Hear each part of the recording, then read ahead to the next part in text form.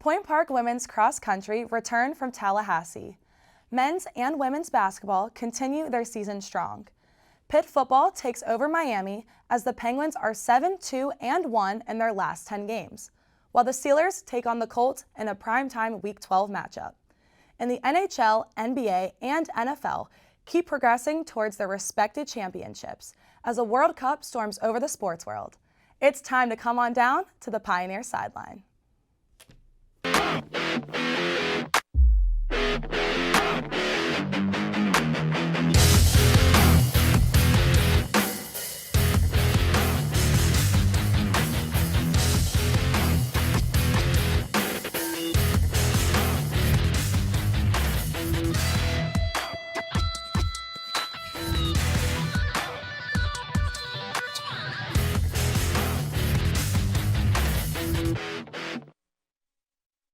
Hello, and welcome back to Pioneer Sideline. I'm your host, Natalia Hillen. The Point Park women's cross-country team traveled to Tallahassee, Florida on November 18th to compete in the 2022 NAIA National Championship. This was the women's fifth time making an appearance at the championship and overall placed 32nd in the country. The top Point Park runner was senior Alyssa Campbell, who made her fourth appearance at the national meet and held her title as the top finisher from the River States Conference. In the 5,000-meter race, she placed 54th out of 326 runners with a time of 18:25. Point Park's top five finishers included freshman Carlin Deby with a 19:45, Jana Schmid with a 20:06, freshman Emily Leah with a 20:15, and junior Ali Placio with a 20:59. Head coach Tim Kramer shared his thoughts on the meet and the overall season. Quote, "The women gave everything they had today representing for Point Park and the River States Conference. This was a great environment for them to all remember and be a part of for the future. We were able to beat some good teams and finish where I thought we were capable of being ranked all year in the receiving votes area of the top 25 poll. This is a special group that came together as a team to compete on the national stage. This season was a special one for the women.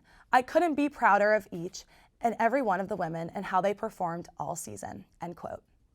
Both the men's and women's cross-country teams will be gearing up and preparing for the upcoming indoor track season. The first indoor track meet is this Friday, December 2nd at Youngstown State, where the sprinters, jumpers, throwers, and some of the distance runners will be competing. Good luck to the entire PPU track team this week. Switching gears over to the Point Park men and women's basketball teams. The men's team played Kent State University Tuscarawas this past Sunday and took their first home loss of the season with the score 66-53. The Pioneers were off to a slow start at the beginning and only shot 33% in the first half. In the first 6 minutes, they were down 12-1. Point Park eventually got their first field goal in the 13th minute and still had to make up for not getting a lot of shots. The Pioneers were able to catch up and tied the Golden Eagles 20-20. And with 2:29 left in the first half, Jags Jawar got a layup, which helped the Pioneers take the lead 26-22. At the break, the score was 28-28, and unfortunately, the Pioneers struggled to get shots in the second half. And with 12 minutes left with the timeout called, they were down 41-34. Sharon Shafino made a three-pointer, but was not able to take the lead against the Golden Eagles. The top scorers in the game for the Pioneers were Jalen Stamps with 22 points, Kyrie Coates with 14, and Jag Jawar with 6 points and 11 rebounds. And now on to the women's team. The Pioneers played against WVU Tech this past Saturday and took an unfortunate loss of 97-66. At the end of the first quarter, WVU Tech made 3 free throws, and at the start of the second quarter, the Golden Bears made a three-pointer and jumper, taking the lead 30-18. The women fought hard and made their way. Before the half, sophomore Emma Pavlik got 11 points and Alexis Giles got 9, making the score 48-43 at the break. In the third quarter, WVU Tech scored a lot of points and was in the lead 76-53. Another top scorer was Taylor Wren with 7 points and 12 rebounds. The Pioneers had 11 players contribute to scoring points, but could not match WVU Tech for the win. Both the men and women's teams' next game is Tuesday, November 29th against the University of Rio Grande at CCAC Allegheny. The women's game starts at 5 and the men's game is at 7 p.m. Make sure to go and support the Pioneers. Good luck, guys. After the break, we hear from Kayla Sterner on how the volleyball team did in the RSC National Championship.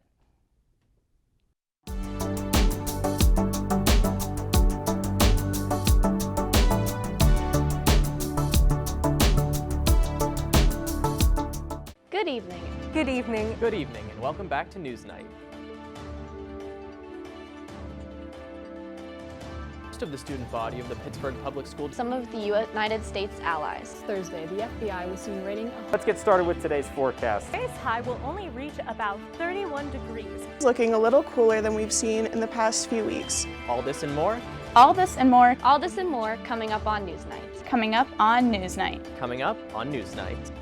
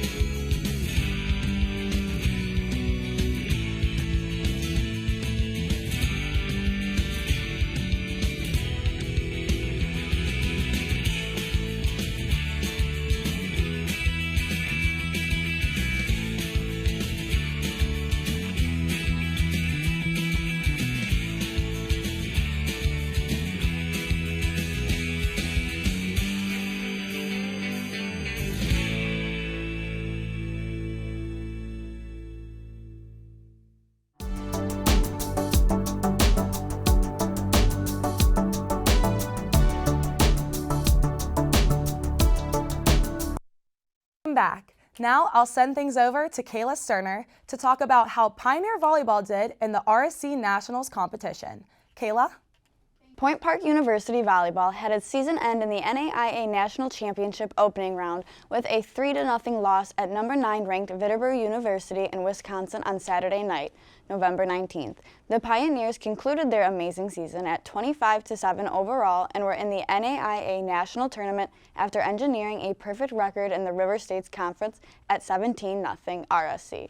It was the 5th time in program history that Point Park was in the national championship, and this one came after an automatic bid was secured as RSC regular season champions. Number 9 Viterbo, which is now 29-7, moves on to the NAIA Volleyball National Championship beginning November 30th. There were 24 NAIA opening round matches around the country on Saturday. Those 24 winners go to the Sioux City for the finals, which includes pool play followed by a bracket round.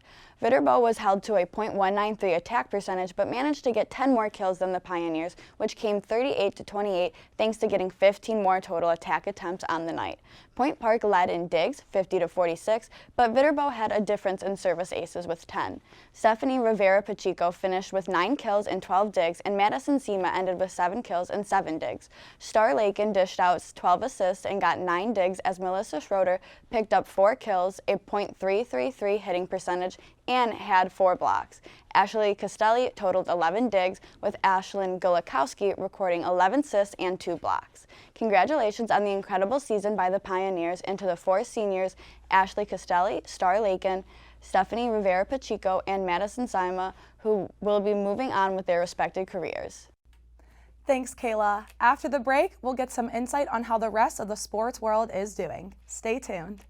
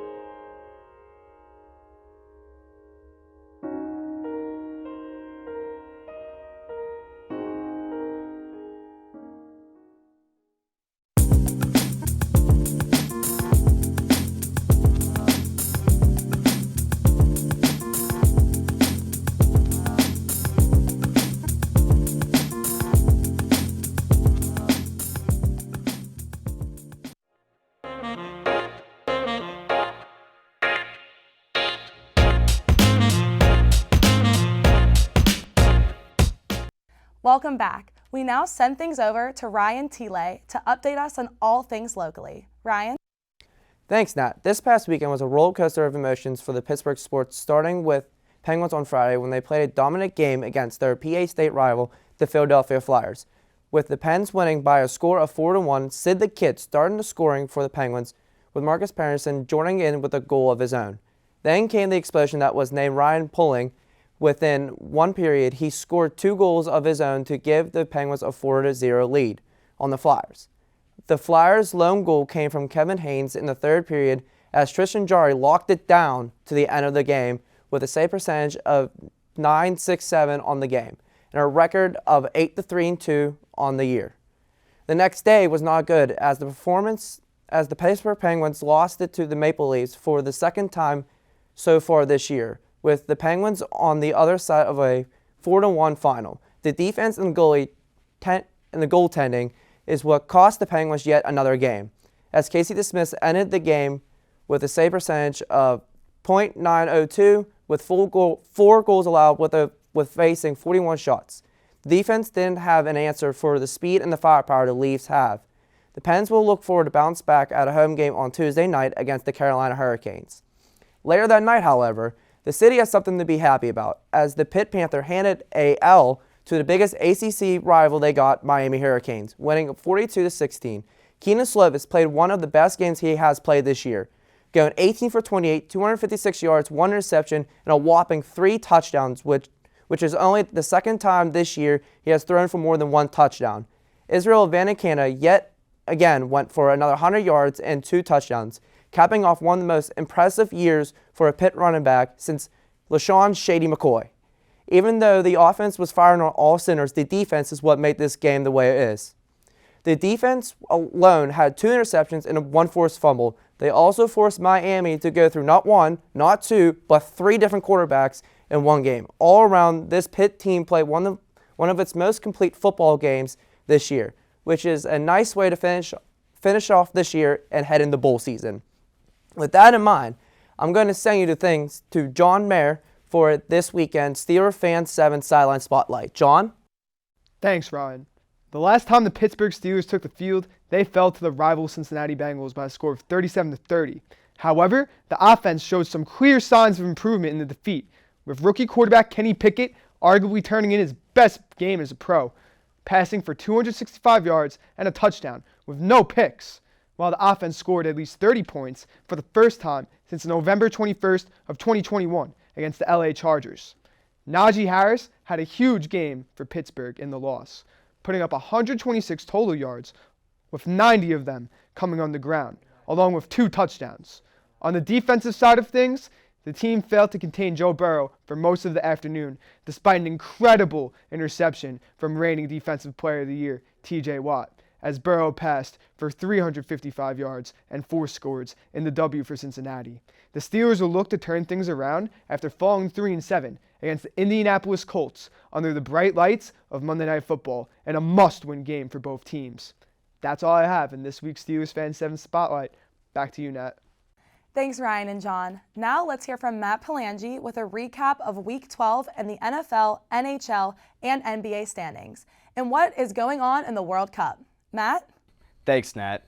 Week 12 is coming to a close. It started with 3 entertaining Thanksgiving Day games. The Bills just barely beat the Lions, and the Vikings beat the Patriots. On Thanksgiving, 2 of the top teams to get free agent wide receiver Odell Beckham Jr. faced off with the Dallas Cowboys hosting the New York Giants. This was also an important divisional game, with the Cowboys winning and taking over the Giants in the standings. The GOAT Tom Brady lost an unfortunate game in overtime to the Cleveland Browns on Sunday. The Dolphins remain on top of the AFC East with their win over the Texans. The Jets benched their sophomore quarterback Zach Wilson for Mike White, and Mike White showed up scoring multiple touchdowns to beat the Bears. It is very unfortunate to see the second overall pick of the 2021 draft get benched like this, but the Jets have to do what it takes to win, especially with how their defense is playing this year. The Washington Commanders remain hot and win once again. The Sunday night game was a shootout, but Jalen Hurts and the Eagles beat Aaron Rodgers 40-33. With this being said, let's shoot over to the NBA and take a look at the current standings. The Boston Celtics have taken over as the 1 seed in the Eastern Conference, with the Bucks and Cavaliers fighting for that spot. In the Western Conference, the Suns and Nuggets remain at the top, while the 3 through 10 seeds are all close and we will have to see out of these teams which ones fall back or step up. We still have many games left to watch this season, and we'll just have to see what happens. Now let's check out the NHL standings. The Bruins continue to dominate with an impressive 3 losses in the Eastern Conference. The Devils also continue to win a lot with only 4 losses. In the West, the best team is still the Vegas Golden Knights. These aren't the only great teams, however. Toronto, Dallas, Winnipeg, and Seattle are some other strong teams as well. The standings are so close, so these will change so often throughout the season, so keep your eye out. That is all for the NHL, but let's finish off by talking about the World Cup. The World Cup that takes place every 4 years, featuring many countries competing in what may be the biggest tournament in all of sports. This is your chance to watch and see if your favorite country can win the big soccer, better known as football elsewhere, tournament.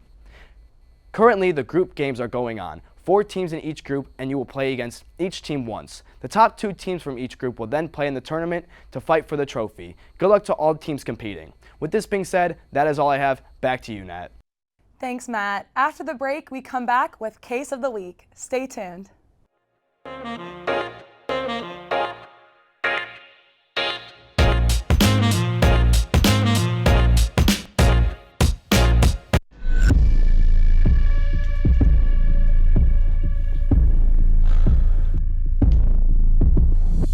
Regular physical activity is one of the most important things you can do for your health. The benefits of physical activity include brain health, weight management, reducing disease, strengthening your bones and muscles, and improving your ability to do everyday activities. So, it's time to get up and be active.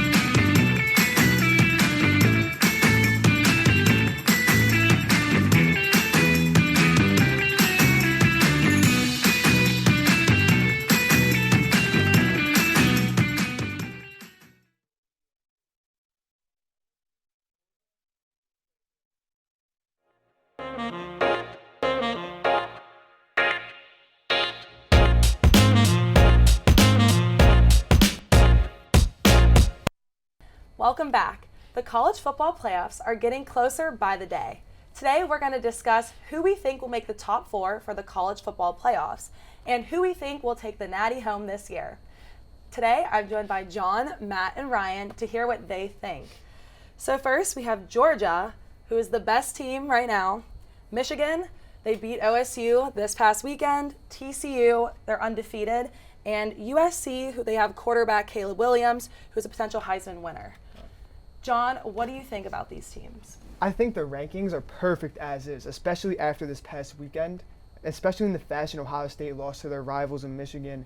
USC showed out west against Notre Dame. Caleb Williams had his potential Heisman games. He was looking like Mahomes out there for some of the plays, just the way he was evading pass rushers, the arm he has. I know scouts are already looking forward to the 2024 NFL draft class with headlined by Williams. So I think the rankings are perfect as is. I really think Georgia is the top team. I don't see any of these teams. I believe it's really Georgia and everyone else. But as for the Final Four, I believe Michigan and TCU, the other 2 unbeaten teams, should be the top 3. And then it's going to be USC and OSU fighting for that 4th spot. But right now, I think the edge goes to USC. Matt? Okay, so the rankings are fine because TCU being 3rd, like they're undefeated, even though like they haven't played some of the top teams. I do truly think that OSU would beat USC and TCU in a game. Obviously, Caleb Williams is very, very talented. I think OSU just got outperformed by Michigan, but I truly think that OSU has shown throughout all the year, like their resume says it all. They have been a top competitor all year, and I think they just dropped an unfortunate loss to Michigan. I really do think that OSU is better than the 2 teams in front of them.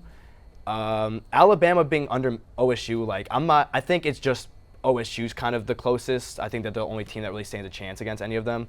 But I think the top 2 is correct with Georgia. I think Georgia's the best team. I feel like many people can agree with that. Michigan being 2, they're undefeated. They just beat OSU, so I could see that. But TCU and USC, I think that they would lose to the 5-seed OSU. So I think OSU should be in the playoffs, and I'm hoping that they manage to make it. So I agree with the top 2, but TCU at number 3, I don't agree. They haven't played. Yeah, you can say they played Texas. They played Oklahoma State. But what have they done since that game? Oklahoma State dropped from the rankings, and Texas is down to 24 hours as we speak. So TCU hasn't played a school that could be potential for college playoffs, where USC played UCLA. UCLA is a great overall team that are in the West Coast. Now, to be saying yes, do I think OSU and TCU should switch spots, and I think USC should stay at that number 4 spot. My winner for this year is obviously Georgia, because Georgia's the best overall team. They have the best defense, that offense with that tight end they have, the quarterback they got. Those are 2 NFL prospects as we speak. So overall, I have Georgia winning, and then TCU and OSU switching spots in the rankings. Yeah, I just don't see how you take TCU out, though, after they're undefeated the season Max Duggan is having, along with Quentin Johnson, who's arguably the best receiver coming out in this next draft class. So I get the competition aspect, and if I was to take one team out of the top 4 currently, I would take TCU over USC. But at the end of the day, I believe TCU deserves some respect for putting up an undefeated season, one of only 3 teams to do so at this point. So, What are your future predictions as of now? Georgia probably wins Natty. I don't even think Michigan is much better than the team they just beat. So I think Georgia, just above all else, is just way more dominant than any team below them, honestly. I have Georgia and Michigan as my top 2 teams. That'll be in the final. I think Georgia's going to take it. It's going to be actually a decent scoring game. But my back 2 teams, I have Oklahoma. Wow. I have Ohio State playing, and then I have USC playing as well. Yeah, as much as I think TCU should be ranked number 3 right now, I just have a weird feeling Ohio State's going to sneak into that college football playoff, and it's going to be as I said, Georgia and everybody else. No matter what happens in that other game, I believe Georgia is going to face whoever makes it out in the Natty. I believe they're just going to obliterate them. And Georgia has been the king of college football these past couple seasons. I just don't see an opponent out there that's worthy of dethroning them as of right now. Well, we're going to have to see what happens, guys. Well, that is all that we have time for this week. We hope you are able to join us next week at the same Pioneer time, the same Pioneer channel, and the same Pioneer Sideline.